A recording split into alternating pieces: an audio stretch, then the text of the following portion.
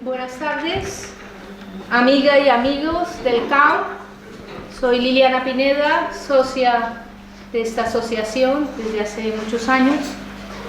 Hoy rendimos homenaje a Eloy Terrón Abad. Eloy fue presidente de nuestra asociación en 1983 hasta 1989 y luego en 1993 hasta casi 1997. El Club de Amigos de la UNESCO, creado en 1959 y legalizado el 15 de marzo de 1961, pasó a convertirse en una asociación democrática, abierta, resistente y crítica frente a la dictadura, y generó un grupo de socios ideológica y políticamente bien cohesionados entre quienes se encontraba, desde luego y desde sus inicios, Eloy Terrón. Personas como Manuel Menchen y Ramón Lidón darían ahora cuenta con mucho conocimiento y precisión de estos hechos, pues fueron también sus protagonistas, entre otras muchas personas que ya no están con nosotros. Ellos, y no yo, son los que tendrían que estar hablando aquí en este momento, pero no ha sido posible.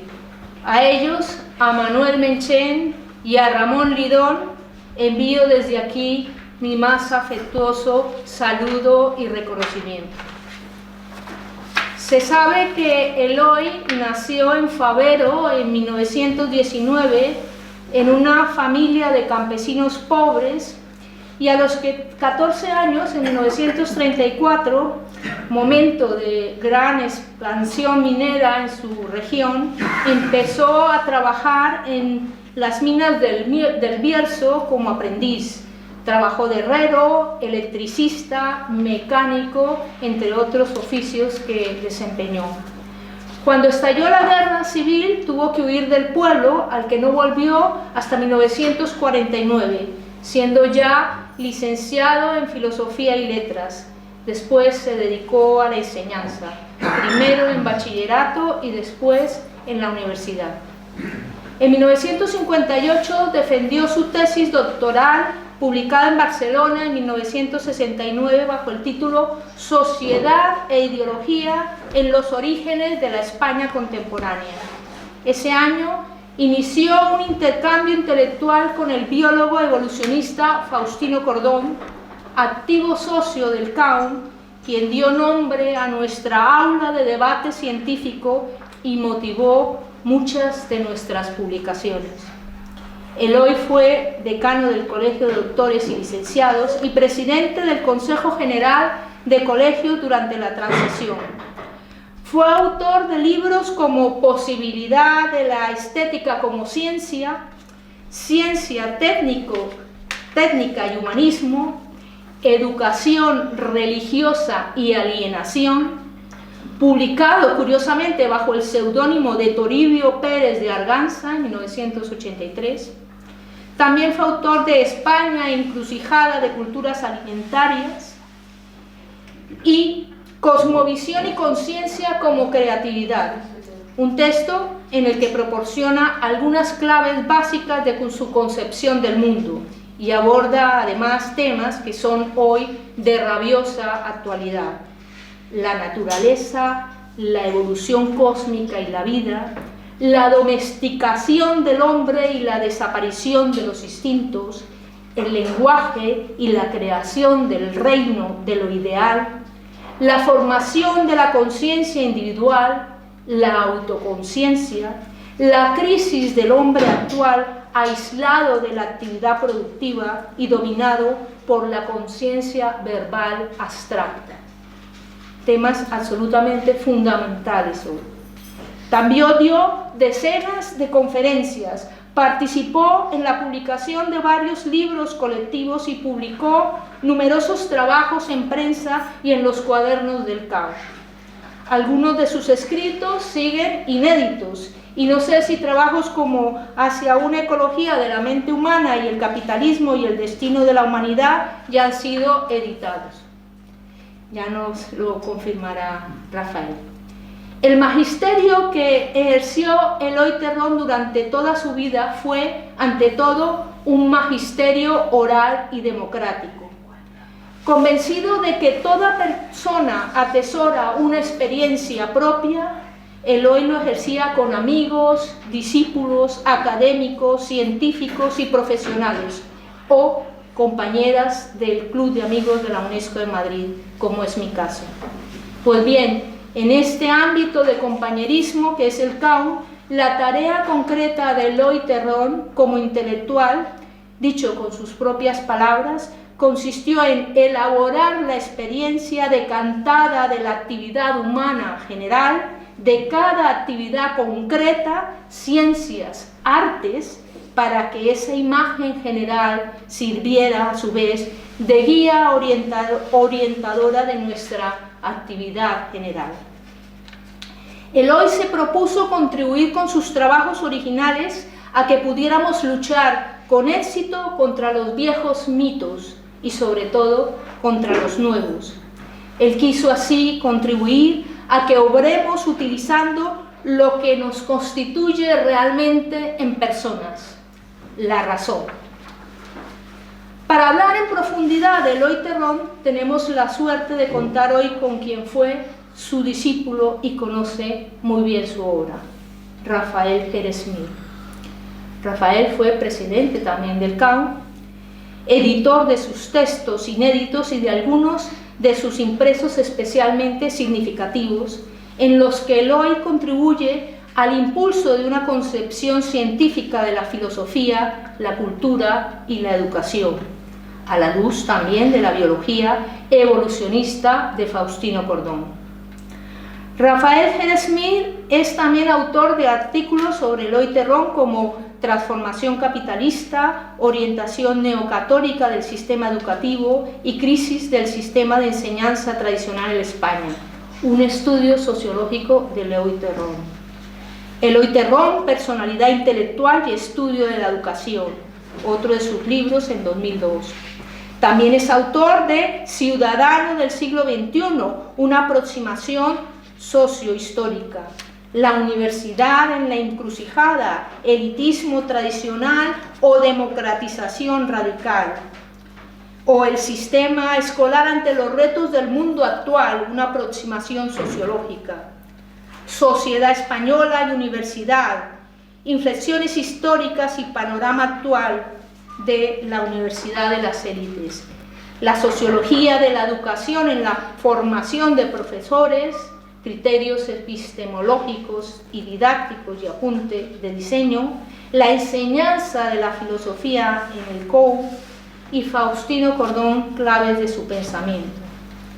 Rafael Jerez Mir también ha colaborado en obras colectivas como la enseñanza de la filosofía en el bachillerato, análisis actual y discusión de perspectivas, hacia una historia social y económica de la filosofía española, problemas de métodos e información, y es autor, entre otros libros, de Sociología de la Educación, Guía Didáctica y Textos Fundamentales, para impartir la educación en libertad, Aproximación a la ciencia de la cultura y de la educación, Sociología de la educación, Guía Didáctica y Textos Fundamentales. Como veis, estamos ante un gran maestro y un gran discípulo de Eloy Terrón, que nos va a contar lo que ha sido el paso de Eloy Terrón por nuestro Club de Amigos de la UNESCO de Madrid.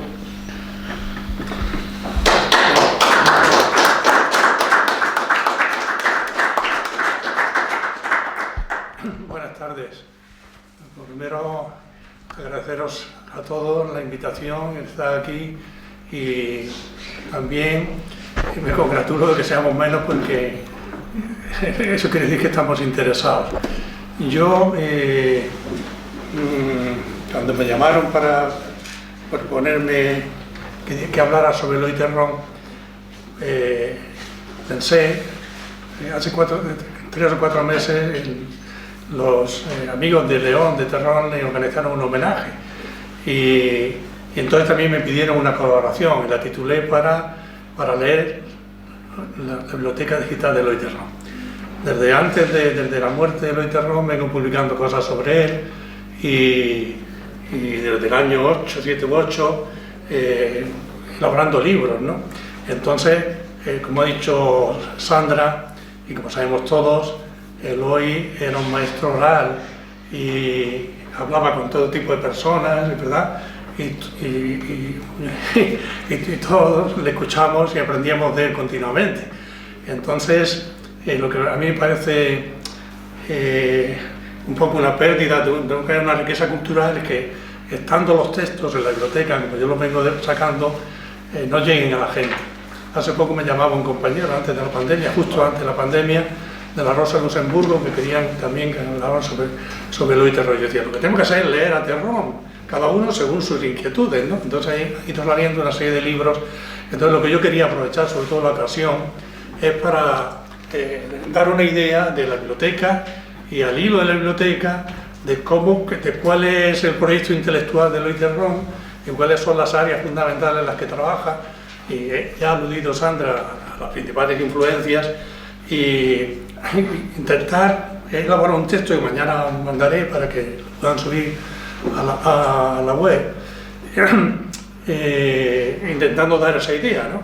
Y bueno, yo empezaba este artículo contando los libros de Eloy Terrón, como ha dicho Sandra, y a continuación decía, bueno, ha escrito pero muy pocos libros, pero en cambio ha dejado miles de cuartillas y varios cientos de mecanoescritos. Entonces, porque Eloy Terrón escribía para él y para los demás, pero lo transmitía oralmente, hablando continuamente con la gente en todo tipo de ambientes, ¿no?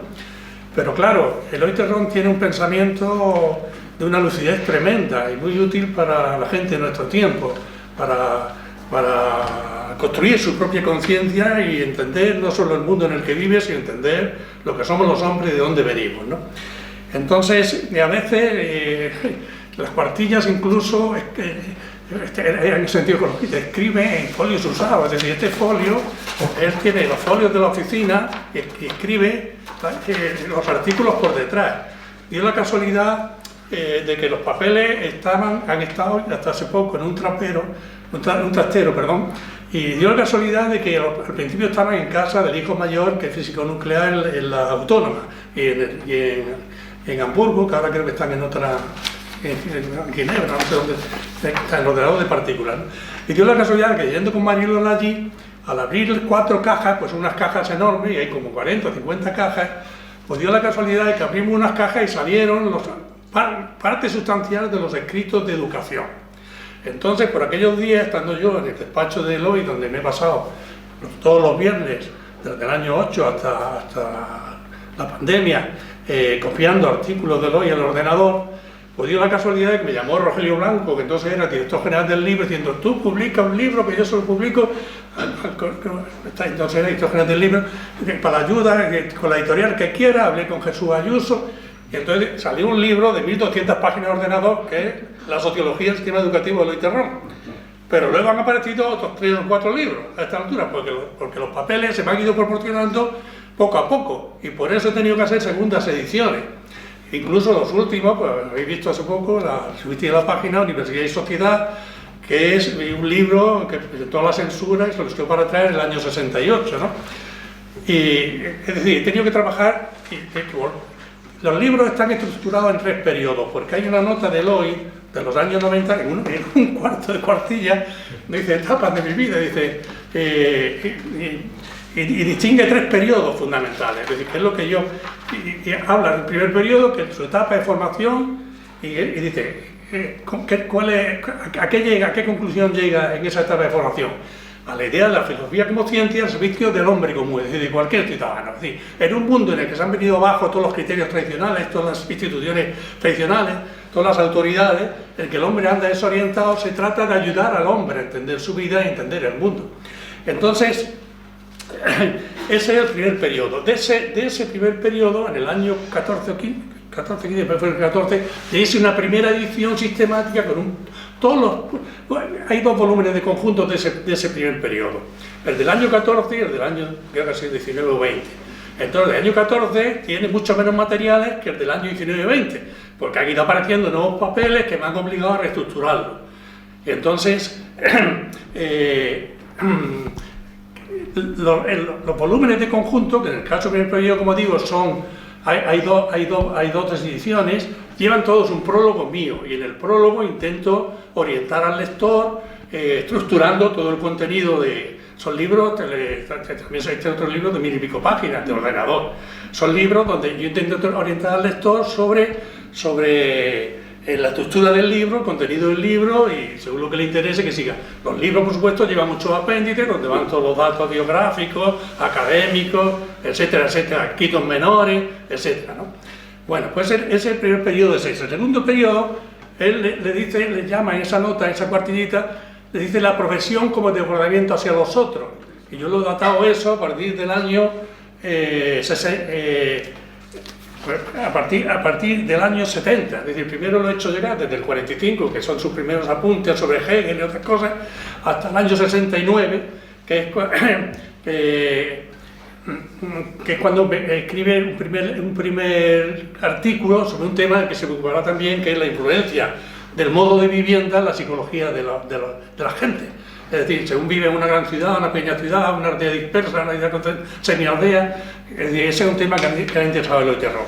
Entonces, ¿qué es lo que pasó entonces? Pues Eloy Terrón, que venía militando en el movimiento de reforma de la universidad y de renovación de la enseñanza, desde principios de los años 60, yo creo que debía estar coordinado por Aranguren y la intelectualidad liberal, pues en ese momento, en esos años, le presionan para que se dedique, para que se haga cargo de la oposición a la burocracia franquista en el Colegio de Licenciados, y que asuma el decanato cuando ganaron las elecciones en diciembre del 73, me parece que fue, del Colegio de Licenciados y Doctores en Filosofía y Ciencias y en Letras de Madrid, que entonces comprendía, había solo 9 colegios, comprendía buena parte de las 2 Castillas.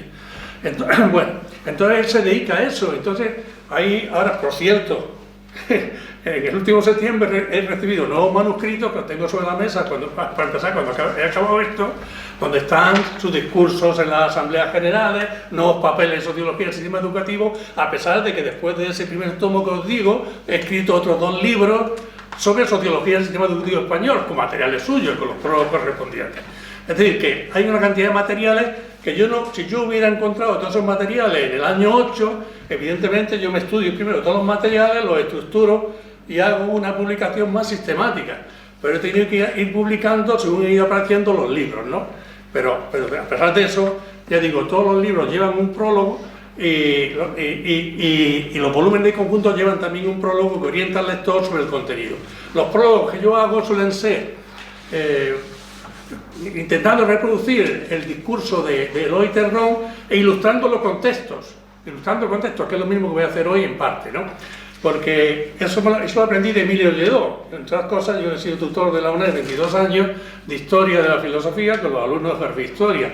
Y Lledó fue compañero de Eloy Terrón, los dos eran los adjuntos, Santiago Montero Díaz, el titular de la cátedra de Historia Antigua en la Universidad Complutense, y estos eran los dos. Lledó siguió el camino y irse a Alemania, hace una carrera académica muy brillante y es un hombre liberal y progresista, pero es una biografía muy distinta a la de Terrón, que es un hombre entregado a la gente, despreocupado de hacer carrera, como dije en la nota, apunté en la nota necrológica que apareció en El País al día siguiente, 3 días después de su muerte. Entonces, él se entrega, y lo que no quiere decir que no siga trabajando en sus intereses intelectuales fundamentales, que ya os digo desde ahora que van a ser la ciencia, la cultura y la comprensión de la España actual a partir de sus raíces históricas. Es decir, centrándose en la estructura social y la conciencia social. Es decir, la estructura de la sociedad y el juego del pensamiento dialéctico de las ideologías. Entonces, ese segundo periodo que tengo, estoy trabajando, hay también una edición del año 15, que estaba trabajando en acabar el segundo volumen de conjunto, me llamó Paco Pepe para que preparara esta historia y tal, ¿no? Pero es decir, a mí me parece que lo que es importante es que se difunda la obra de Cordón y que leamos a Terrón, perdón, como están los dos tan unidos, entonces que les leamos, porque realmente es que ayudan, esclarecen de una forma tremenda. Yo que tengo unos orígenes muy distintos, pero es decir, a mí me ha ayudado muchísimo Terrón desde que llegué a Madrid en el año 64, ¿no? Después prosiguió en el año 65, pues yo quería entender la guerra civil, que todas las cosas había llevado por delante a los 5 hermanos de mi padre. Es decir, pero no solo eso, a 25 Jerez de la zona de los montes orientales de Granada, que eran brillanos latifundistas, aunque mi bisabuelo fue un gran latifundista. Es decir, pero yo quería entender qué había pasado con mis tíos y con mi padre, que que era médico y perdió la cabeza, cuando tuvo que sacar los cuerpos de sus hermanos, en fin, tuvo una manera persecutoria y tuvimos que llevarlo a un sanatorio. Que eso no, yo nací en el 43, a mí es lo que me ha condicionado. Entonces, cada uno tiene sus condicionantes biográficos, ¿no? Entonces yo tengo esos condicionantes, pero yo quería entender la guerra y yo quería entender este país, ¿no? Y Eloy me ayudó a entenderlo. Entonces, la segunda etapa la llama devoramientos en los otros. Como está entregado al colegio, pues no puede centrarse en sus intereses. Y es cuando finalmente se jubila, en el año 87, es cuando que tuvo que pasar por la vergüenza. Que además lo pasó fatal, teniéndose las pruebas aquellas de idoneidad, que le llamaban en el año 83, de volver a la universidad a hacer las pruebas de idoneidad, cuando era más sabio que toda la gente de su departamento, y es un hombre que vale mucho más que toda la intelectualidad oficial, pues tú pasas por la vergüenza, que se ponía nerviosísimo, te tenías que preparar una memoria al hilo de lo que mandaba el pope del departamento, ¿no? Que es un hombre que iba de progre, pero bueno, como tanto, otros que van de progre y no lo son. Entonces, ese cuento es central y es cuando entonces escribe Convención y Conciencia como creatividad y un montón de manuscritos más. Entre ellos 3 o 4 libros que también los he publicado ya, uno sobre la religión y la cultura, otro sobre Estado y Conciencia y Clase, que los dejó prácticamente listos para la edición y yo los he editado. Y luego ha dejado muchos papeles. Ahí todavía queda mucho papel por examinar, porque Romano sacó a los pocos días un librito suyo, que está también en Ayuso, pero ese librito son 4, no, está hecho apresuradamente, y eso hay muchos más materiales, no están ni ordenados cronológicamente. Bueno, pues yo había escrito un texto, pero el hilo era ese, ir distinguiendo los 3 periodos, y sobre todo detenerme en el primero, que es el que tengo más trabajado y más acabado, pero indicar cómo de alguna manera en los demás periodos sigue trabajando en lo mismo, sigue ocupándose de entender la naturaleza del hombre y de su medio biológico, la cultura, entendida como el medio biológico de la especie humana, a la luz de su origen. Y en segundo lugar, entender la España actual a la luz de su origen histórico. Recuerdo una cosa que, por ejemplo, que comenté una vez cuando Preston sacó su libro, no me acuerdo cómo se titula, ese libro gordo que explica los orígenes de España, decía, este es el libro que yo quería haber escrito. Él no pudo escribir ese libro porque tuvo que dedicarse a otras cosas, ayudándonos a todos a salir hacia adelante como personas, y en la medida en que sea, como intelectuales o como lo que sea.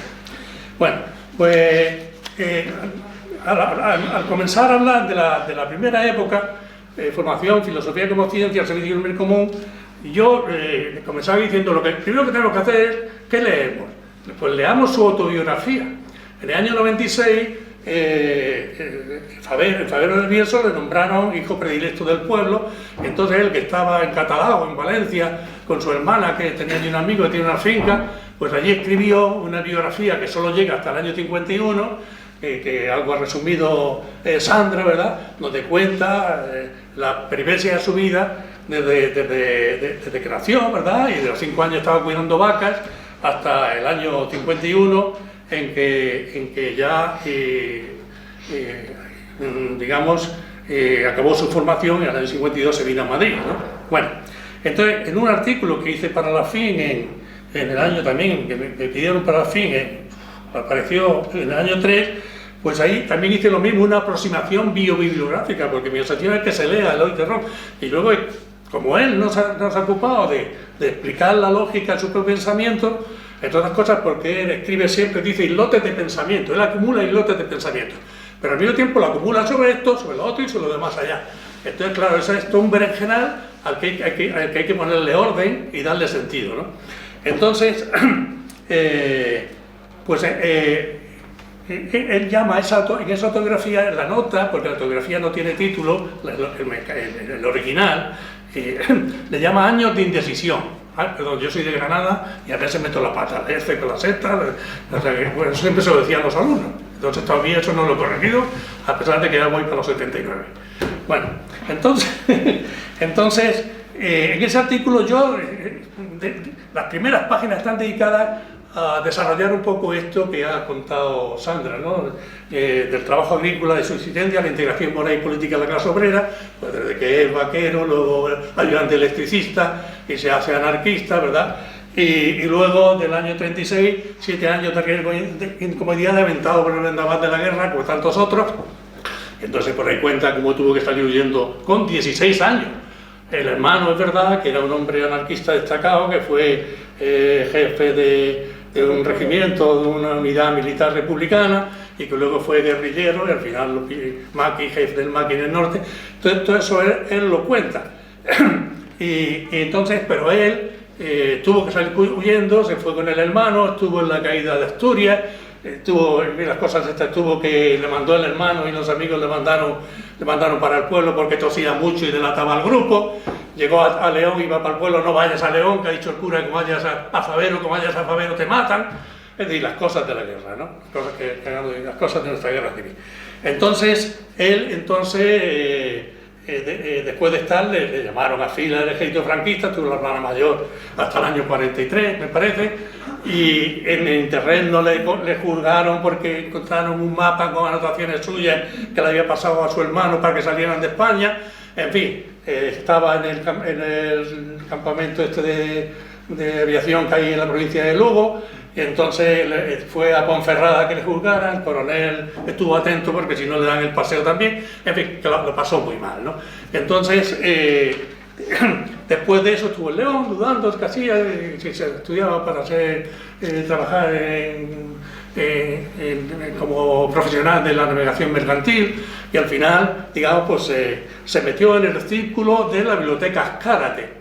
Y Guillermo de Azcárate, aquí está Pablo Azcárate en el PC, de la saga de los Azcárate, digamos, pues es un estrecho colaborador y discípulo de Julián Sanz del Río, y entonces algo de ese aroma seguía habiendo ahí. Entonces él ahí ha estado sus compañeros eran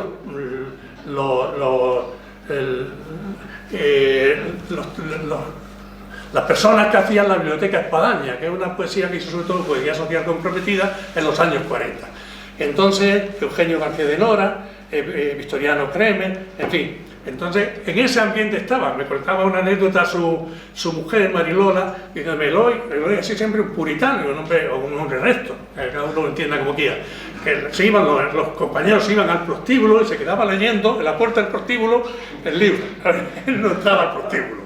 Es decir, pues yo estoy allí, el lugar, él venía a examinarse por libre a Madrid y él ha aprendido en la vida, él no ha aprendido en los libros como hemos aprendido los demás, él ha aprendido en la vida, en la realidad, siempre tiene delante la experiencia de su pueblo, la experiencia del pueblo, el trabajo de su pueblo.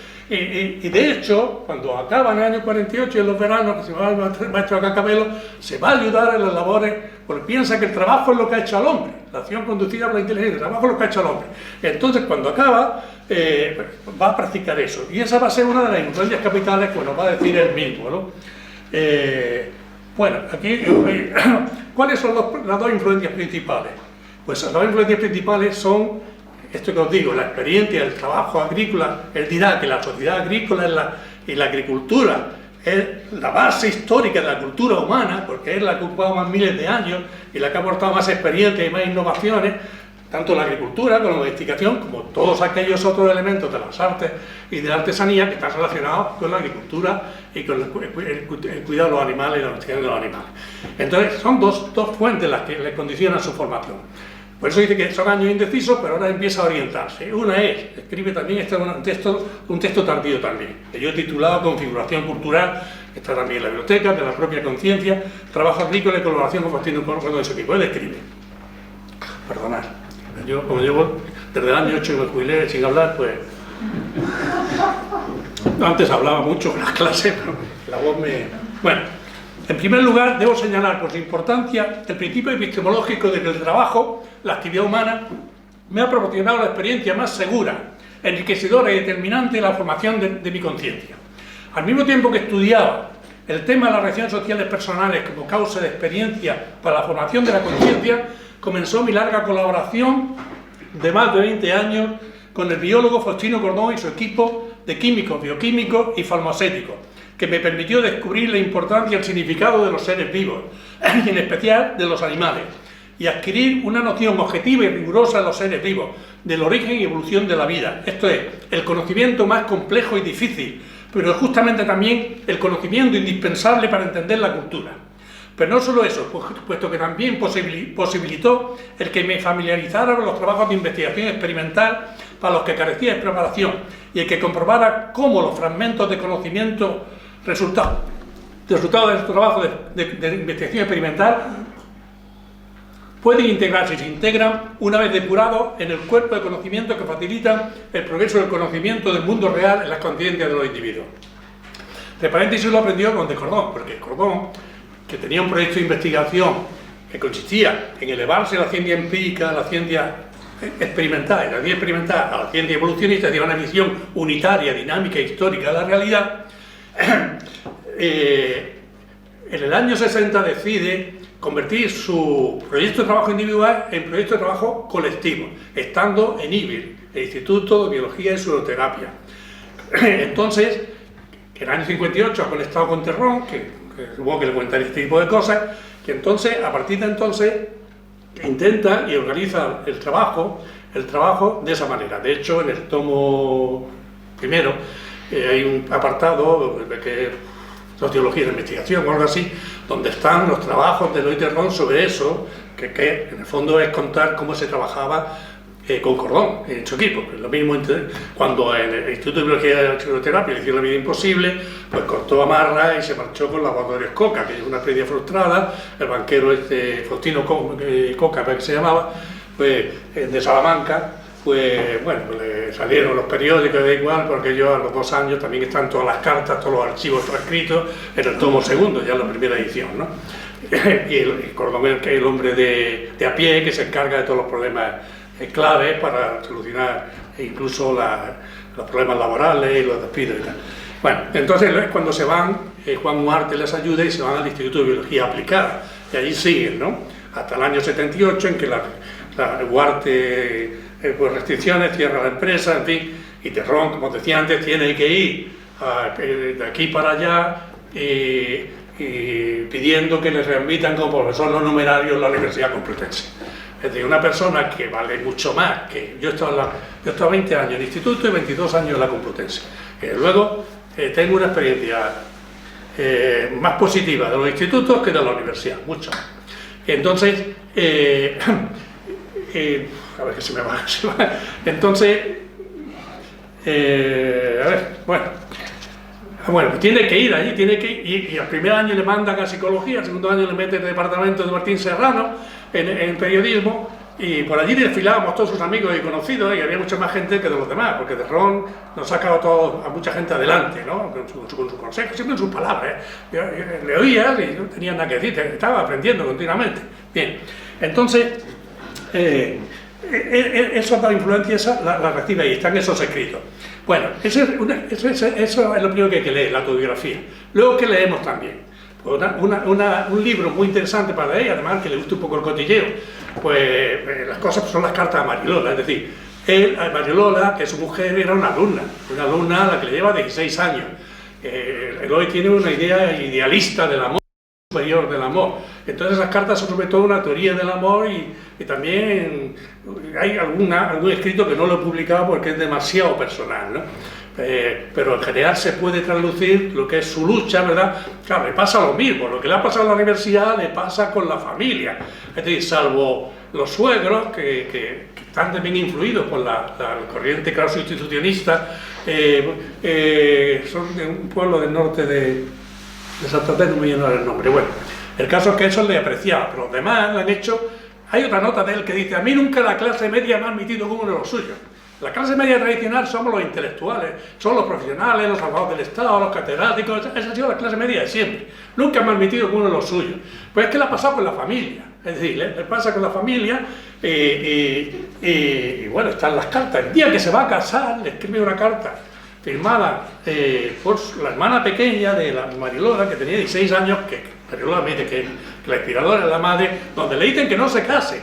Son una serie de presiones. Bueno, pues en esas cartas se conoce al hombre y se conoce también al científico, porque las mismas cartas, como son los años en que está preparando la tesis sobre la importación del querosismo a España, ¿verdad? Pues él, que como digo, ha sido adjunto, entonces no era adjunto exactamente, profesor del departamento de Montero Díaz, y en el año 57 pasa a ser profesor del departamento, hay un año que está loco, de ética y sociología, José Luis López de Aranguren, digamos.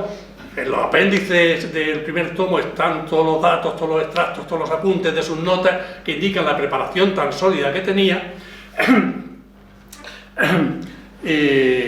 Otra vez se me baja. Bueno, pues entonces las cartas van contando todo lo que va descubriendo, Es decir, hay un momento en que leyendo a Balmes dice, aquí está la clave de la historia de España. Y una de las cosas que dice Balmes es que en España nunca ha habido Estado, que no hay más que sociedad. Y la sociedad es la misma que la tesis básica de su tesis. La estructura básica, el primer capítulo de la tesis, que es la estructura básica de la sociedad española, que se publicó independientemente en una revista del partido en el año 57, viene a decir cuál es la estructura básica de la sociedad española hasta 1800.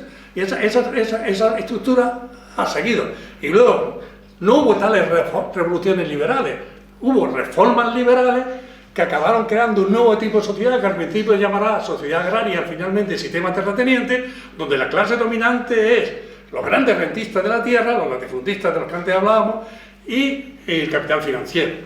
Y la burguesía industrial queda bloqueada, que básicamente es catalana, y el país queda estancado, es decir, que habla de estancamiento. Bueno, pues una cosa que leer son esas cartas. En esas cartas hay un extracto parecido a otro que ha medio leído entero, en parte, Sandra, cuando decía que se encuentra en un medio social y dice esa condición necesaria a la existencia, mi actividad, la realización concreta que me constituye a mí, se cumple con ese medio. Y pensamiento genuino, lo que pueda haber de original resulta de mi reflexión sobre mi actividad y sus resultados. Es decir, mi pensamiento surge de la elaboración consciente de mi experiencia.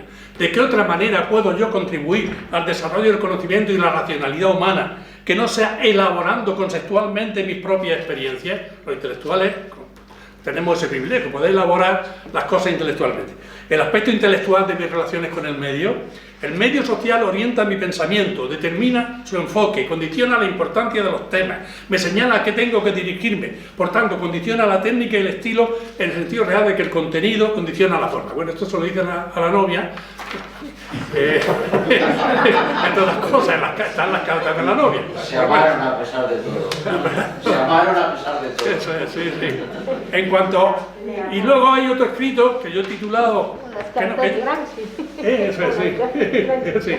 Otro escrito que él ha sobretitulado sobre mi formación, que es una entrevista, también está transcrito de las primeras cosas que encontré, que hay que leer para orientarse, para ver las claves de su pensamiento, que él llama sobre mi formación. Yo tengo el manuscrito, solo vienen las preguntas y las respuestas, y él pone arriba sobre mi formación. Es una entrevista periodística del año 62. Abunda en estas ideas básicas que hemos dicho, y luego dice: como intelectual tengo la pretensión de influir sobre mi pueblo, contribuir con mis trabajos originales a esclarecer la conciencia de los hombres y a promover la racionalidad general a fin de conseguir que el hombre actual pueda orientarse en el medio tecnificado en que vive, entenderlo y superarlo, y que así pueda luchar con éxito contra todos los viejos y sobre todo contra todos los nuevos mitos. Que pueda luchar con éxito, lo que ha dicho Sandra, ¿no?, contra diferentes formas de neurosis, debe ser el mismo texto, y contra toda clase de manejos publicitarios y de acción psicológica. Contribuir a que cada hombre obre como hombre, utilizando lo que le constituye realmente en hombre, la razón. Bueno, hay otro escrito, que también está en el tomo primero, que yo primero titulé Ciencia y Compromiso, que son una serie de artículos que escribe en la revista Ínsula, en los años 61-62. Que en el fondo desarrolló, que el segundo título que he puesto, Teoría de la Divulgación Científica. Lo que viene a decir Eloy Terrón es que los científicos como especialistas construyen la ciencia. hoy súper especializada, pero se puede construir ciencia empírica, experimental, ciencia general evolucionista. Bien, pero el hombre común puede asimilar perfectamente las conclusiones generales de la ciencia. Por ejemplo, que la realidad es unitaria, que todos los fenómenos se explican unos por otros. Por ejemplo, que todos los procesos son lo mismo, que todos los seres son tipos de procesos regulares. Por ejemplo, que la realidad tiene historia, que hay una historia general de la naturaleza y una historia particular del hombre que arraiga en la historia general de la naturaleza. Ese tipo de cosas pueden entender cualquiera. Y tener eso en la cabeza, en lugar de tener en la cabeza pues los mitos que andan por ahí, pues eso ya sirve mucho para que la gente ande de pie, de cabeza. Bien.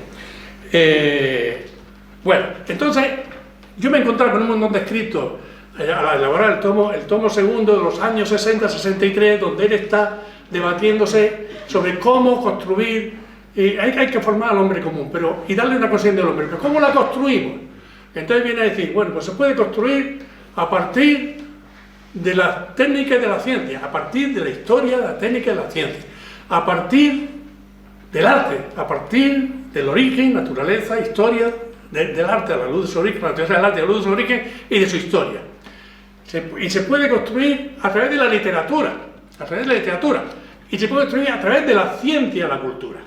Ahí, cuando él pasa del departamento de historia antigua al departamento de ética y sociología, al departamento, eran cátedra, bueno, de Aranguren, de ética y sociología, da un seminario sobre el humanismo como alienación.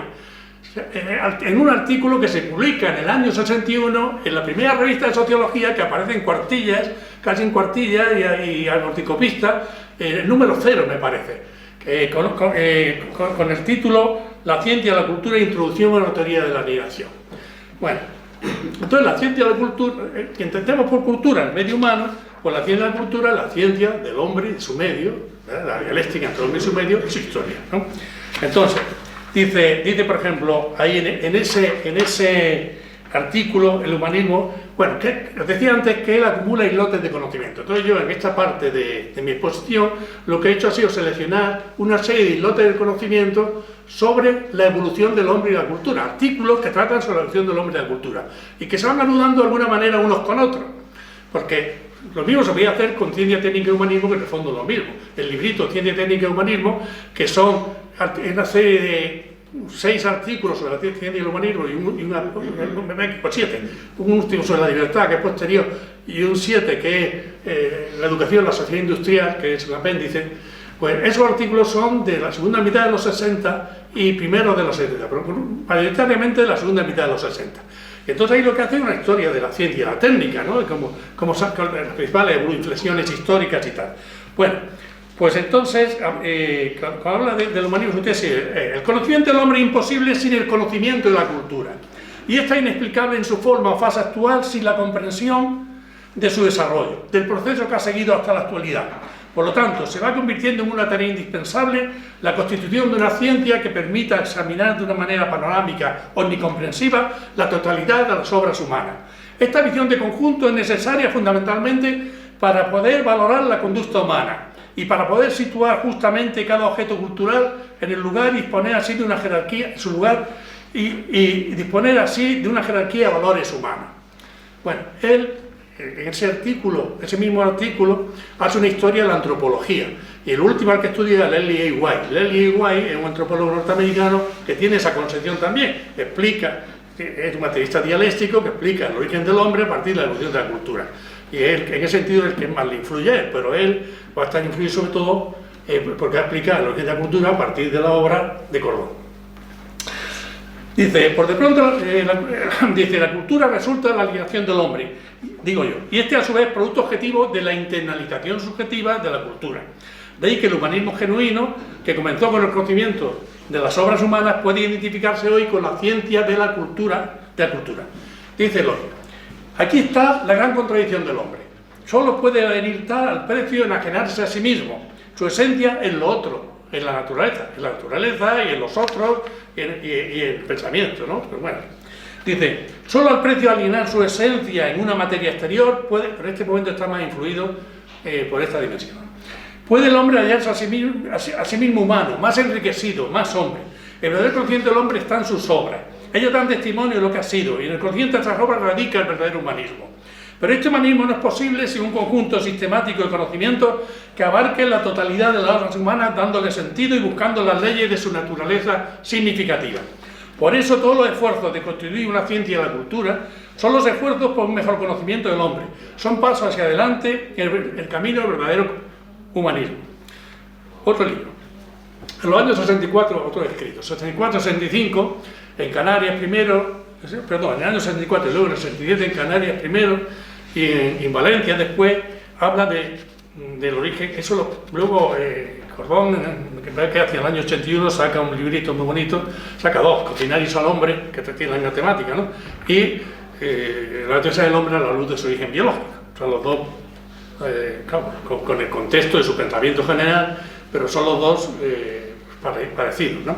Bueno, pues él titula El salto del planeta del hombre, y el salto del planeta del hombre y el origen natural de la conciencia humana, ¿no? Una cosa que hay en la última obra de Eloy que es discutible es cuando dice el hombre ese animal que conoce. Que eso Faustino Cordón decía que los animales también conocen, y él también Eloy también lo dice muchas veces, pero al final a Eloy le pasa un poco lo que a Lely White, que admite 4 niveles de integración de la realidad. El nivel biológico elemental, que Cordón primero llama del protoplásmico, luego llama basidiónico y finalmente identifica con la proteína globular. El nivel celular, el nivel animal del que forma parte el hombre. Y Terron muchas veces habla de nivel antropológico con un nuevo nivel, que eso también lo hace Lely White, como digo. Bueno, en la primera, resumo yo, Eloy Terron indica a modo de introducción cómo llegó a abordar el salto del planeta al hombre como sociólogo, a proponer entender al modo lógico hegeliano y no al histórico concreto. Es decir, Eloy no es un historiador empírico, eso es lo primero, es un historiador hegeliano, y además no escribe para los eruditos y para los compañeros de profesión, escribe para el hombre común. La propia sociedad se centra luego en el salto del nivel propiamente dicho, con el paso del animal al hombre, al esbozar el proceso genealógico de los primates hasta el homínido como antecedentes biológicos inmediatos del hombre, conforme a la interpretación de la evolución conjunta de los animales y su medio por parte de Faustino Cordón, un trabajo reciente, que ese año luego publicará el libro. Cordón había publicado en la revista Occidente la evolución conjunta de los animales como base para entender el organismo animal. Y acaba propugnando el origen de un nuevo nivel de integración de la realidad, lo antropológico, con el surgimiento del hombre y su medio biológico, la cultura, entendida como la triple trama constituida por la sociedad, el uso y la fabricación de herramientas y la comunicación simbólico-lingüística, como ventajas selectivas de la especie humana. Según Cordón, nuestros abuelos, la estirpe de donde proviene el homínido, su ventaja selectiva frente a los otros antropoides, había sido una sociabilidad especial. Una fracción de ellas, digamos, había aprendido a fabricar herramientas, ¿no? Sistemáticamente. Y una fracción de estas aprendió a hablar, ¿no? Entonces, esas son las 3 etapas. Bueno, el lenguaje, dice en el salto del planeta al hombre y el origen de la conciencia, concluye Eloy, dice: el lenguaje es una actividad propia del hombre, puesto que solo en él adquiere una función nueva, al convertirse en el sistema organizado de conciencia que estructura, orienta y dirige la conducta de los individuos. Es más, ese nuevo modo de actividad que es el lenguaje informa, configura y da sentido al medio creado por el hombre en el medio natural, para acoger, arropar y preservar a los niños absolutamente indefensos. Ese medio está constituido por 3 elementos: la organización social, los resultados del trabajo humano y el lenguaje. Pero los 2 primeros están soldados y penetrados por el tercero, por el lenguaje. Y toda transformación realizada por el hombre con su trabajo sobre la superficie de la Tierra, toda transformación de la corteza terrestre no es otra cosa que el medio creado por el hombre para acoger y agrupar a los nuevos miembros y para proporcionarles una vida más satisfactoria y más segura. Allí está apareciendo la problemática de la educación, ¿no? Bien. Humanismo y catolicismo es un texto que he descubierto el año pasado, me parece, y un texto inédito de 1966. En ese texto, Eloy comienza diciendo que está debatiendo entre los intelectuales que no se puede discutir con los católicos. Y dice: yo no estoy de acuerdo. Dice Eloy: no estoy de acuerdo. Dice: creo que se puede perfectamente discutir con los católicos, dando, y lo intenta tras un largo rodeo antropológico y histórico, digo yo, llega a la siguiente conclusión: si se practica un humanismo ateo consecuente, la cooperación en el plano intelectual, la colaboración en las actividades humanas corrientes e incluso la amistad con católicos son perfectamente posibles.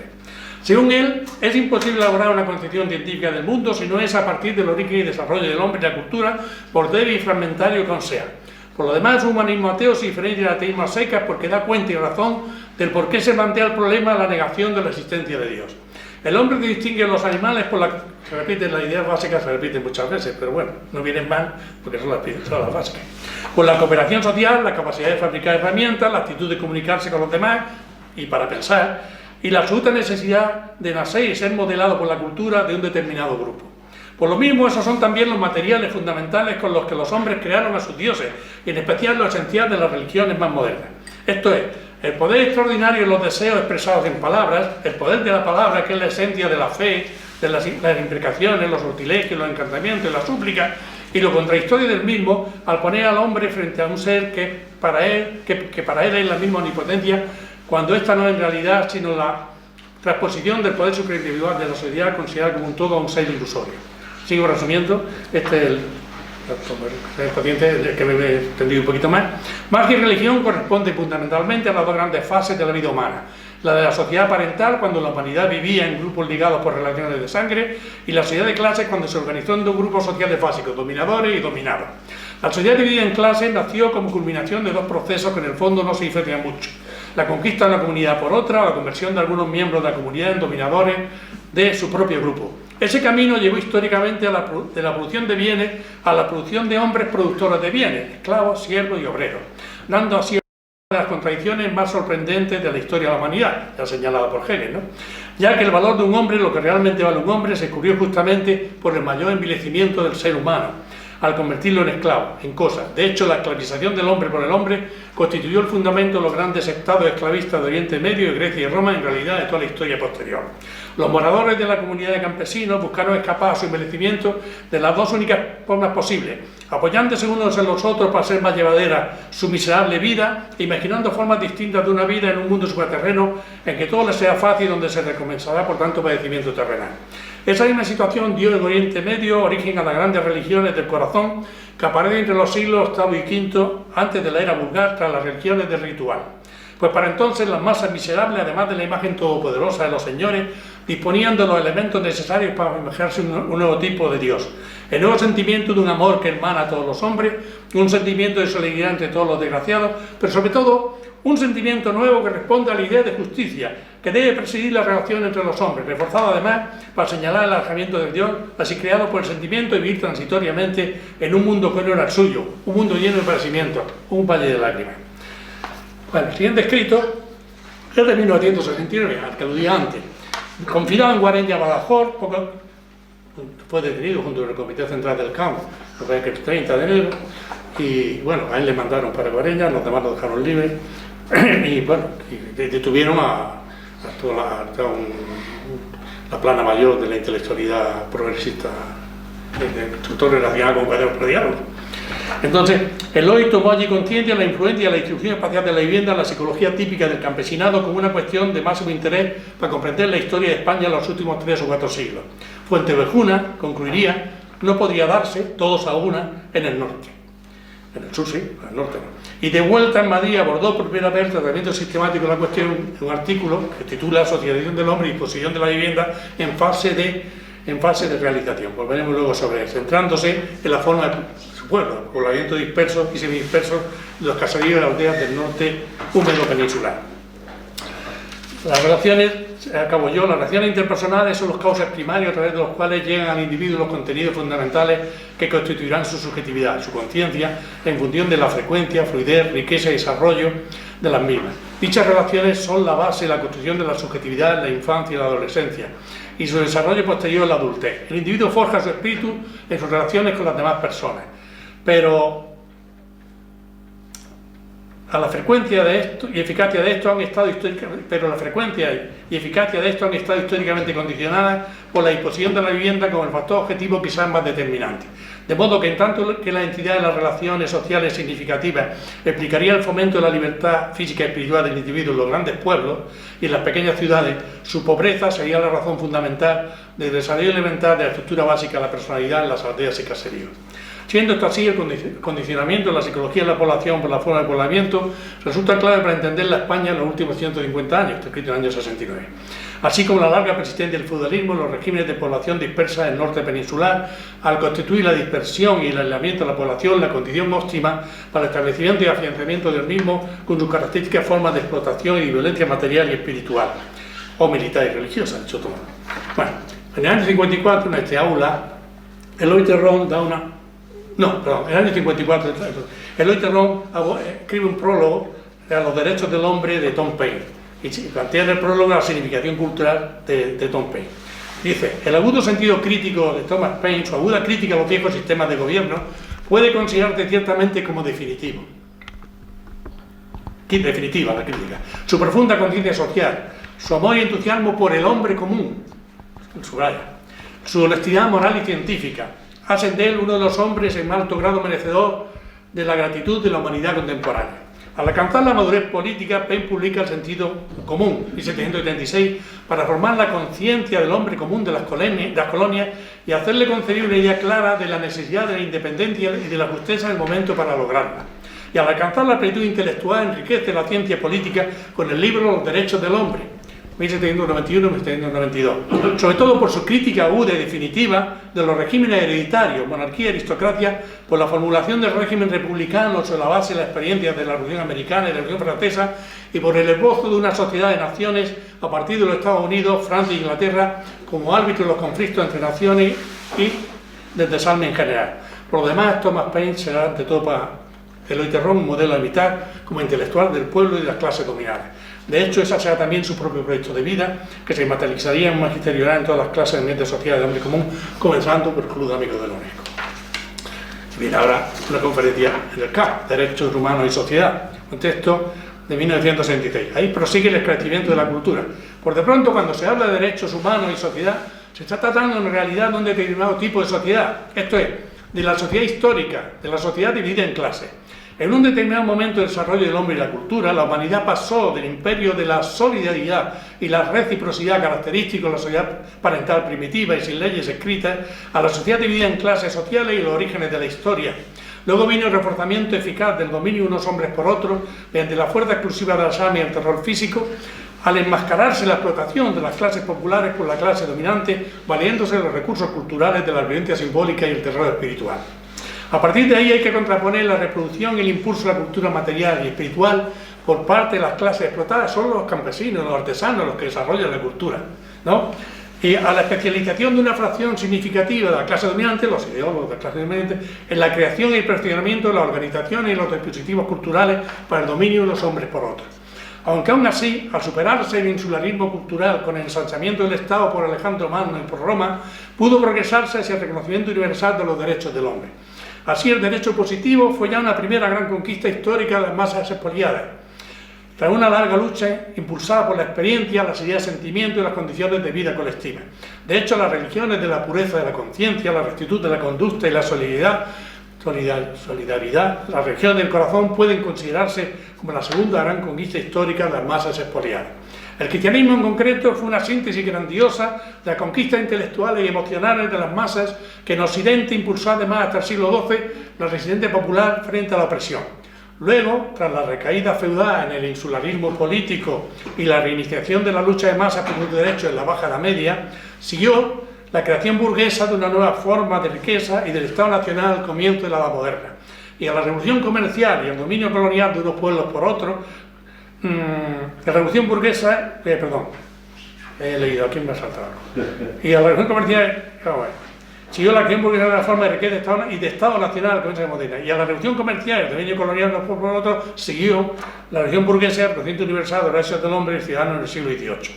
La primera mitad del siglo XIX fue la época de la asimilación de la burguesía por la vieja clase dominante, terratenientes, grandes rentistas de la tierra. Pero también la del comienzo de la lucha teórica y político-social de las masas frente a la degradación de su existencia en materia espiritual. En cuanto al presente, la creación de organizaciones mundiales como garantía de la paz y el progreso de los pueblos hacia la unidad, la concordia y la humanidad es para nosotros cuestión de vida y muerte. Van a ser un poco un resumen de ese texto. Luego viene una nota que está editado como libro, publica entre 1964 y 1974 8 artículos suyos, a los que yo he titulado Juventud y Sociedad de Consumo, en la gran enciclopedia del mundo, Están editados, como digo, en la biblioteca, tienen un prólogo, y bueno, cito los artículos, como educación social, la juventud con problema social, drogas, efectos psíquicos y motivación social, juventud, sentidos y revardía, moda, significado y función social, sociedad de consumo, los recursos humanos y los profesionales. Viene ahora un texto que he conocido, que vi Universidad y Sociedad, o sea, que me han dado a final de 2020. Bien, mientras la función básica tradicional de la universidad, resumo, ¿verdad? Ese es el artículo que el cuarto capítulo de ese libro existe. Mientras la función básica tradicional de la universidad fue la formación de los hijos de la clase dirigente, el desarrollo tecnológico y la sociedad capitalista industrial y de servicios tiene notorias consecuencias. Hay una demanda creciente de graduados y se desarrolla el estrato social de los cuadros y los profesionales en general. La mediana y la pequeña empresa caen bajo el dominio de sus clientes, las grandes empresas monopolistas. Y hace crisis la mentalidad pequeño burguesa, las grandes masas, con la expansión del consumo como factor de prestigio y signo de poder en el desarrollo de los seguros sociales. En estas condiciones, la vacilación ideológica se impone en los cuadros y la pequeña burguesía. Entre los primeros, por la ambigüedad de su posición social. Y en la segunda, por su incertidumbre respecto al futuro y la necesidad de ideología, dadas sus condiciones de vida. Una situación que se agrava en el caso de los hijos con la inculcación de ideologías conservadoras en su educación primaria. En todo nuestro país está en la escuela de la Iglesia. La diversidad social y el número de estudiantes aumentan notoriamente con una mayoría de hijos de la mediana y pequeña burguesía y de los cuadros, siendo sus condiciones reales de existencia y sus expectativas de vida la clave principal de las ideologías y las reverdías de esa mayoría social frente a la sociedad de consumo. El capital explota masivamente la ciencia, abandona las ciencias teóricas e ignora las nuevas exigencias de la diversificación capitalista de las profesiones y la necesidad estudiantil de saber hacer. Y tanto las concepciones tradicionales del mundo como las normas y principios heterónomos se desmoronan. Los estudiantes fluctúan entre la pérdida de la conciencia de clase y la toma de conciencia ideológica. Los rasgos generales de la ideología, estamos en mayo del 68, ¿no? De preferida, apresuramiento, impacientismo, espontaneísmo, innovacionismo, exaltación de lo nuevo, anticomunismo, antiburocratismo y libertarismo espontaneista pueden deducirse en función de sus condiciones de vida y sus expectativas frente al futuro. Critican la sociedad de consumo como alternativa, y ciertamente lo es, porque la sociedad capitalista constituye una nueva forma de alienación, pero ignoran que la auténtica y más inhumana alienación es la originada por la insatisfacción de ansiedades básicas, entonces por la clase obrera aquí y hoy en la mayor parte del mundo. Todo lo anterior adquiere mayor profundidad y un artículo, este no lo he desarrollado porque es un artículo con 5 artículos sobre los países atrasados. Él estudia monográficamente, en el volumen de conjunto está resumida el contenido de cada uno, ¿no? Con 5 capítulos que me voy a saltar. Al final trata, porque esto se va a hacer muy largo, ¿no? Al final trata de la situación intelectual en los países desarrollados con alguna tradición intelectual, como el caso de España, subdesarrollada, que tiene una tradición intelectual pero no son países desarrollados. Bueno, finalmente, esto viene a enlazar esa problemática con el artículo de la UNESCO y los problemas. Ahora he encontrado, ya he transcrito otro texto sobre la crisis de la UNESCO en 1988, otro artículo, pero lo acabo de encontrar en los últimos papeles que me han dado. En los problemas de educación en general, un texto de 1976 que comienza con un bosquejo del origen, el carácter y los propósitos de la UNESCO y poniendo en relación los crímenes del nazifascismo con la importancia de la educación, la ciencia y la cultura. Dice, la organización se propone contribuir a la paz y la seguridad, estrechando mediante la educación, la ciencia y la cultura, la colaboración entre las naciones a fin de asegurar el respeto universal a la justicia, a la ley, a los derechos humanos y a las libertades fundamentales que sin distinción de raza, sexo, idioma, religión, la Carta de las Naciones Unidas reconoce a todos los pueblos del mundo. Luego en la segunda parte del artículo que se ocupa de cuestiones de enseñanza en España. Bueno, he dicho que un proyecto intelectual de Loiterron es el desarrollo de la ciencia y la cultura acumulando islotes de conocimiento, ¿no? Y en la fase final cuando escribía libros más sistemáticos, ¿no? Bueno, entonces, y el otro es, ya titulado Aproximación a la cultura española contemporánea. Y entonces ahí tenemos en la biblioteca editado una nueva contribución a la sociología de la cultura española, que son los textos que escribe como responsable de la sección de Sociología y Estadística de la Enciclopedia de Cultura Española, controlada por el Opus Dei de la época. Él es responsable de Sociología, y tanto las entradas impresas como las no impresas, que son 50, entre unas y otras, ¿no? Entonces, en el segundo volumen, en el prólogo, el primer volumen, en el prólogo, he incorporado el capítulo 4 de la primer prólogo, que es el resumen de esto, que resumen de esto, porque yo intenté vertebrar cómo todo habla sobre desde la ecología hasta la crisis de la burguesía, lo que fuera, como todo es coherente. Lo que yo intento en el prólogo es enhebrar todas las ideas para demostrar que, aunque son islotes de conocimiento, la cabeza de Eloy Terrón están perfectamente vertebradas. Luego tenemos la segunda edición de Estructura Social y Conciencia Nacional, que me parece que es de este año también, no sé, enero o demás, ya se me olvida. Ahí yo dividí los artículos, que habéis dicho, la primera edición no tenía muchos textos que han aparecido después, en dos partes: sobre ideología, el origen de la España contemporánea, que es el título de su tesis, y ahí van anudados todos los textos relacionados con esto, que se citan ahí, yo aquí los comento por encima, y luego una serie de artículos que escribe después, desde la Restauración para acá, empieza a intentar preocuparse. Hay, por cierto, algo que merece la pena leer con detenimiento en esos textos, que es sobre todo en los textos, en esos textos. El proyecto de Historia Social del Pensamiento. Hay una carpeta de Eloy Terrón por Historia Social del Pensamiento, que nunca pudo hacer, pero lo que quería hacer, entre otras cosas, que hacía la historia social del pensamiento español. La historia, que entender el follón que tenemos ahora a partir de lo que ha sido nuestra historia, ¿no? Ahora quieren volver otra vez a los años 50, ¿no? Bueno, entonces, es un prólogo que tiene como páginas de ordenador, como 10 o 15 páginas. Y distingue 5 o 6 fases históricas, y es muy clarividente. Entonces, solo detenerse en eso merece la pena, porque ¿qué pasó ahí? Avellán y Terrón fueron a Pasacarpe a proponerle hacer una historia de la filosofía. Terrón, que mandaba como siempre, como puta por rastrojo, perdón, pues no pudo escribirlo.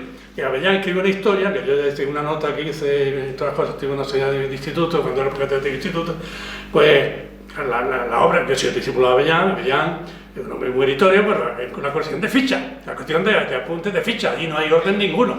Hay una introducción teórica, donde coge pues, todas las tendencias teóricas, no, eso, acabas con el libro, pues bueno, para eso hoy tenemos Wikipedia o lo que sea, ¿no? Terrón, en cambio, en ese prólogo, se ve la lógica de la historia de nuestro país, más que en otras cosas, ¿eh? Bueno, pues además de eso, ya escribe en el año 58 una nota sobre la historia de la industria española de 1940 a 1958. Otra nota, otro manuscrito sobre la historia del trabajo en España de 1940 a 1958. Está trabajando en el desarrollo y su ideología de la España contemporánea. Y ese proyecto, como os digo, luego se preocupa de la situación como los intelectuales españoles pasan elitistas, pasan de todo, ¿verdad? En general. Entonces, y sobre la necesidad de una conciencia nacional. Este país no tiene conciencia nacional, entonces es necesaria una conciencia nacional. Y bueno, y luego aparecen nuevos escritos sobre el confucianismo y la orientación social española actual, del año 66, Crítica a la sociedad agraria y salud capitalista, del año 66, un texto que le manda a Pablo Azcárate cuando conecta con él, pero Pablo Azcárate quiere que publique los escritos inéditos de San del Río, y publicará un libro de textos de San del Río, que se llama, que es muy interesante, nuestro estado socioeconómico y perspectiva futura. Ese. Y luego tiene otro texto de la autarquía y el mercado agrario, el desarrollo con inflación, ese del año 66-67. Y luego hay otro texto que aparece en realidad, que es el estado de la ciencia y la necesidad de esclarecerla y criticarla, donde critica el estado de la ciencia en España en ese momento histórico.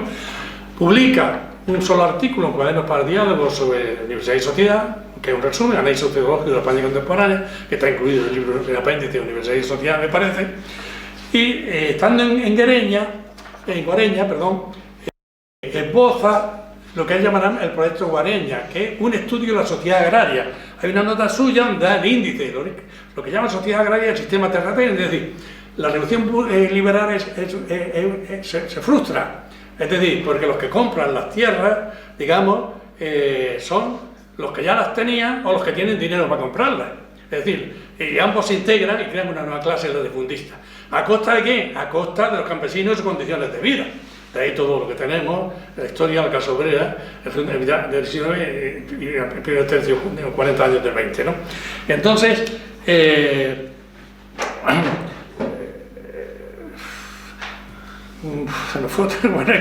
proyecto Guareña quiere estudiar todo eso. Dice, componente y conflicto, dice, la aristocracia latifundista, el ejército, el clero, la plutocracia y el gobierno. Lo que quería estudiar. Segundo, conflictividad de la sociedad agraria y la burguesía naciente. La sociedad agraria, los partidos políticos, la sociedad agraria, la clase obrera, la sociedad agraria, el mundo exterior, la sociedad agraria, la ciencia y las artes, la disolución de la sociedad agraria. Él quería haber estudiado sistemáticamente la naturaleza de la sociedad, que va desde 1875, o más o menos, de la restauración, hasta la crisis del franquismo, hasta la transición prácticamente. Pero claro, sus condiciones de vida, circunstancias se lo impedirán. Pero no quiere decir que lo abandone, va aportando islotes de conocimiento.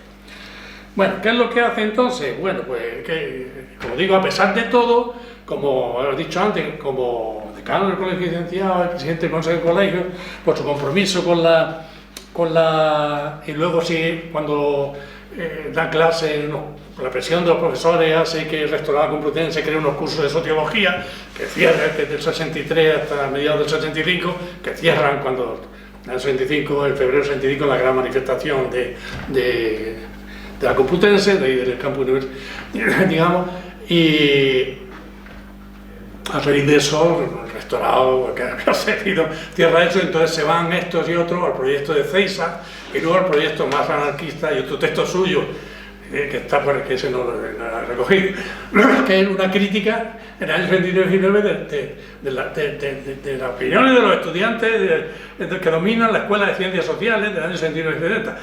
Que eso lo acaba cerrando el franquismo igual, que todo eso se acaba cerrando. Bueno, entonces está dedicado a eso, pero su problemática de la educación, entonces escribe todo lo que publiqué, escrito de sociología, estudio español, a que me he referido antes, con una estructura básica que es sociología de la universidad y de la investigación docente, fundamentos teóricos, crisis de la sociedad, sistema tradicional, escritos de combate, la religión, arma de dominación, educación por la democracia, un libro que se llama Educación y clases sociales, que tiene también una segunda edición, porque el primer manuscrito, escrito que encontré, faltaban las notas, y no aparecieron las notas, hice una segunda edición, bueno, que estudia en la primera parte la formación de la familia campesina española, la familia de la sociedad industrial, las motivaciones actuales para tener hijos, el crecimiento y educación de estos, con especial atención a la autoridad de los padres y a la disciplina del niño. La segunda parte aborda el tratamiento sistemático de la sociedad agraria tradicional, distinguiendo la de la clase de la educación en la sociedad agraria tradicional, distinguiendo la clase alta, la clase media, la pequeña burguesía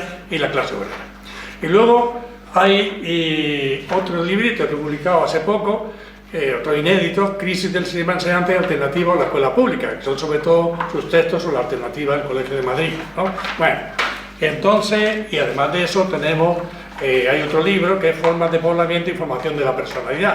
Ese primer artículo que antes he comentado, del año 69, cuando estaba en Guereña, pues se completa con nuevos artículos que son socialización del hombre y posición de la vivienda, la vecindad como condicionante de la personalidad, la comunicación interpersonal en una aldea agrícola de subsistencia, norte y sur, formas de convivencia y racionalidad, esta en colaboración con Vicente Romano, y la ciudad como sistema de comunicación. Bueno, el prólogo correspondiente se ensaya una explicación del contenido y una estructuración lógica de ese contenido.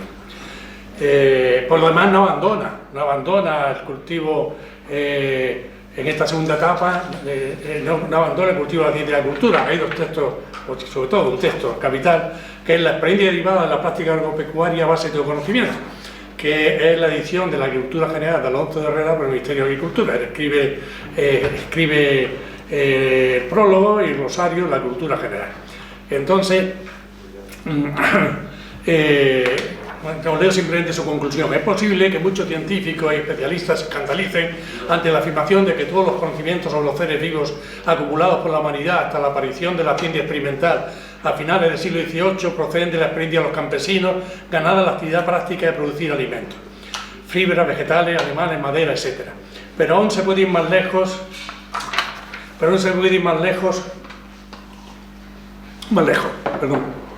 De sus privaciones y temores proviene también el núcleo fundamental de los conocimientos meteorológicos, astronómicos y astrológicos, e incluso la noción misma de naturaleza, madre y geneatriz de todas las cosas.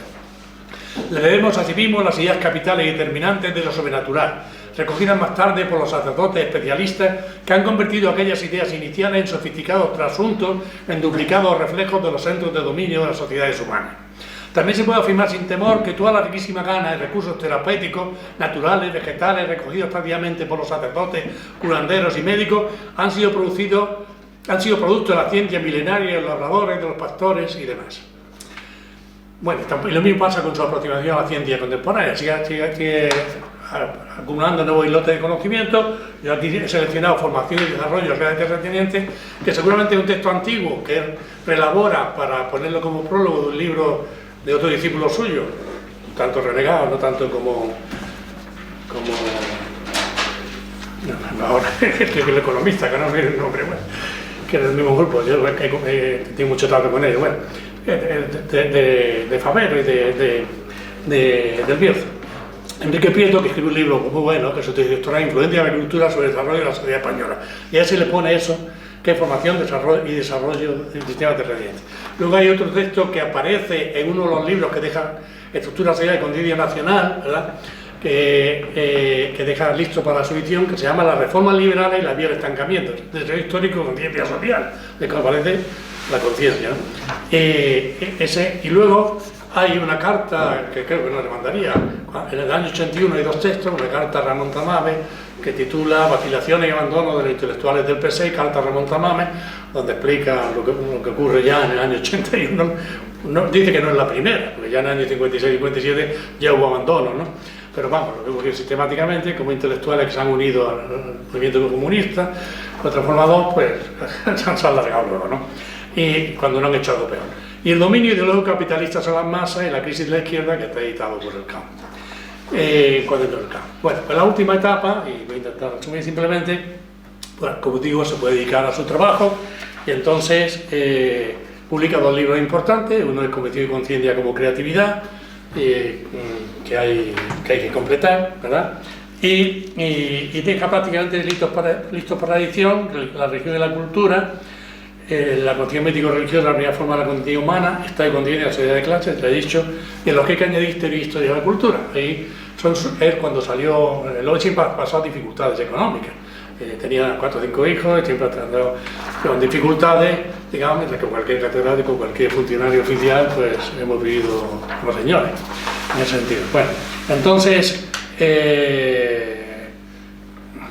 él se tiene que buscar la vida, se integra en el claustro, en el cuadro de profesores de la Escuela de Diseño Industrial de la Politécnica, y allí imparte durante 6 años la asignatura de apuntes de historia de la cultura para diseñadores, ¿no? Y entonces ahí deja, ¿no? A mí me dio un cuaderno del año 87-88, o sea, 87 al 94, de una alumna, y luego, a través de otra alumna suya, que estaba encargándose sus papeles, algo como lo he hecho yo luego al final de su vida, me pasó los cuadernos de otras alumnas del curso 88-89. Con esos cuadernos yo he hecho un libro, que es la historia, que es el curso de completado, como otra serie, porque siempre aprovecho para meter los nuevos materiales que ha ido apareciendo, otra serie de materiales sobre la cultura espiritual y contemporánea, ¿no? Bien. Sobre religión y cultura, comienzo a subrayar las primeras palabras, eso me quedan dos fuera, primeras palabras del autor. Este no es un libro polémico sobre o contra la religión, y esto podría decirse de siempre de Eloy, él nunca ha ido contra la religión. Recoge un intento de analizar y de esclarecer la función de la religión como algo personal. Primero por la mitología y después por la religión y la lucha incansable de los hombres por hacer de la naturaleza hostil la morada segura y confortable para la especie humana. Para construir el medio humano con la experiencia ganada, el hombre elaboró un modo de duplicado del medio humano sobre el soporte físico de las palabras del lenguaje. Este duplicado ideal, que atesora toda la experiencia ganada por los hombres, es una forma de inventario de la realidad que en la medida en que los hombres lo aprenden o asimilan les permite pensar y entender lo real. El libro consta de 4 capítulos: Mito y cultura, religión y cultura la emancipación humana, y nueva cultura y religión las sociedades industriales. Este último se publicó en Esa Bandera como artículo, fue una intervención suya en la Escuela del Partido, en el año 94, se publicó ese año, o el año 23, bien, entonces bueno, comento lo que hay en cada libro, pero ya lo ahorro, ¿verdad? Simplemente voy a resumirlo en cuanto a Estado y Conciencia de Clase, un libro inédito de Eloy Terrón, que también tenía otro título, por primer título, Historia y Política, sus últimas palabras, sus primeras palabras del libro, ¿no? Dice: la historia genuina como ciencia de una sociedad es a la vez la introducción a la ciencia política. Por eso ha sido siempre el conocimiento dominante de la clase dirigente de un país. Estamos viendo a los peperes y compañía vendiendo su concepción de la historia otra vez, ¿no? Y por esa misma razón debe constituir la base de un partido de izquierda, porque todo ser humano que nace en una sociedad tiene derecho a que le sea facilitado un conocimiento objetivo de la realidad. Corta, sí. Los intelectuales y los educadores deberían proporcionar a las nuevas generaciones un conocimiento no sesgado, sino objetivo de la realidad. Y esa es también la función de un partido de izquierda, que debe ser vanguardista, disciplinado, formado con rigor intelectual, moralmente intachable, que no caiga en el desaliento y acoja siempre los propósitos de aquellas clases sociales que a largo plazo coincidan con sus intereses. Un partido de izquierda no solo debe representar los intereses de la clase trabajadora, debe también profundizar en la democracia de forma activa, militante, y sobre todo debe tener una preocupación grande por la creatividad política, debe investigar la marcha de las tendencias económicas, campo que se presta hoy como nunca a todo tipo de manipulaciones. No hay que tener más preocupación por la política como representación que la política como creación. La política es, en primer lugar, la ciencia, porque es el contenido del conocimiento más importante, más riguroso del hombre y de la historia humana. Como decía Marx, el Estado es la forma de relación entre los hombres. La política es, por tanto, la ciencia que nos permite esclarecer nuestras relaciones.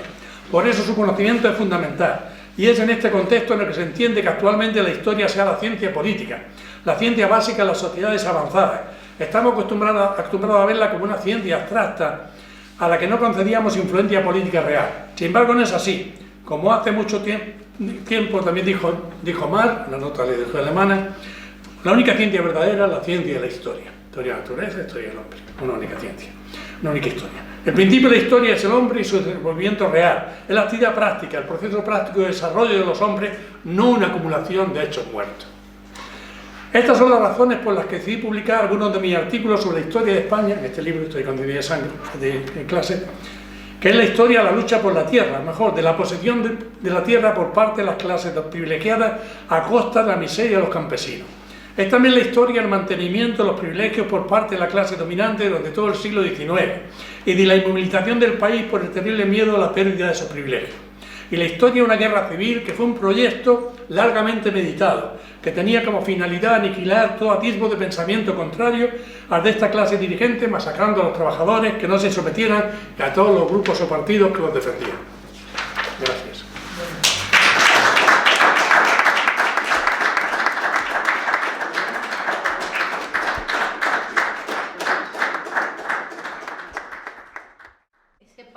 Que nos has dado, interesantísimo, sobre la obra de Eloy, y desde luego lo hace muy apetitoso. Después de escucharte, pues ya te incita a ir inmediatamente a la biblioteca y empezar a leer a Eloy Terrón, ¿no? Hace unos pocos días, hablando con Manuel Menchen, hablando precisamente sobre física, me dijo una frase que para mí es casi una síntesis de su pensamiento, ¿no? El universo no tiene propósito alguno, me dijo Menchen. Y yo en ese momento que estaba preparando mi intervención para esta tarde, pensé, pero Eloy sí que tenía un propósito, que era trasladarnos toda su experiencia y todo su conocimiento. Yo creo que básicamente Eloy no hizo otra cosa en la vida que trasladar, que cumplir ese propósito, ¿no? A fondo y con todo lo que nos ha contado Rafael, ¿no? Yo la verdad es que mi experiencia con Eloy la puedo situar en sus últimos años, en la última década de su vida, en que le conocí cuando vine al CAM y luego cuando él fue presidente. Y me acuerdo que en algún momento, en una reunión que teníamos del comité del CAUM, yo me quejaba de los escasos recursos de que disponíamos como asociación para emprender algunas publicaciones y hacer algunas cosas, ¿no? Y me acuerdo que Eloy me dijo, deja de quejarte, hay que hacerlo mejor con lo que se tiene. Esa fue para mí una enseñanza fundamental. A partir de ahí, efectivamente, cambió mi manera de ver a Eloy, pero es que luego recuerdo que no le entendía yo muy bien muchas de las cosas que iba explicando, algunos de los textos de los que habla Rafael, y entonces me acuerdo que años después me dio a leer un borrador de los primeros capítulos de su libro Los trabajos y los hombres, ¿no? Me lo dio y para mí fue un privilegio leerlo, y recuerdo que le dije a Eloy, Eloy, has cambiado mucho cuando has escrito esto, y me dice, no, la que has cambiado eres tú. y recuerdo eso igualmente con mucha emoción, ¿no? De darme cuenta que efectivamente le estaba entendiendo. Años después también, gracias a él, entendí una diferencia fundamental para mí, para mi vida como ser político, ¿no? Que era la diferencia entre la práctica y el pragmatismo. Eloy estuvo una buena tarde explicándonos a mí y a otras personas esa diferencia. Igual que me explicó en su día la diferencia entre lo que era la revolución y la rebelión, ¿no? Me decía, la rebelión es una práctica, no una idea. Y en estos textos, ¿no? Precisamente sobre los trabajos y los hombres, en lo que es la preparación de la tierra y la siembra, una alegría chispeante, la viña y el vino, en todo eso yo veía realmente esas metáforas de las cuales se nutría muchos de los pensamientos del pueblo de donde yo vivía, de donde yo venía, que es la Guajira colombiana, ¿no? Y en todos esos textos de Eloy, pues yo encontraba esa inspiración y además ese paralelo precisamente con el pensamiento de esos campesinos de los que hablaba Eloy y de esos indígenas con los que yo había crecido, sintiéndonos parte de la naturaleza, respetuosos de las cosas y los seres, el aire, el agua, el árbol y la llama, la rama que cae, el murciélago que duerme, la sombra del pez y la espuma de la ola, atentos a los pasos, al eco de los pasos de cualquiera que camine. Esas palabras me inspiró Eloy, esas palabras y muchas más y muchos pensamientos me sigue inspirando su vida, su obra, su experiencia y esos conocimientos que nos transmitió en esa época, en esa década escasa en la que yo tuve, la suerte de conocerlo. Pues nada, yo creo que es el momento para que intervengáis, lo que queráis comentar alrededor de esto que es muchísimo que nos ha comentado Rafael, y en fin, tenéis la palabra.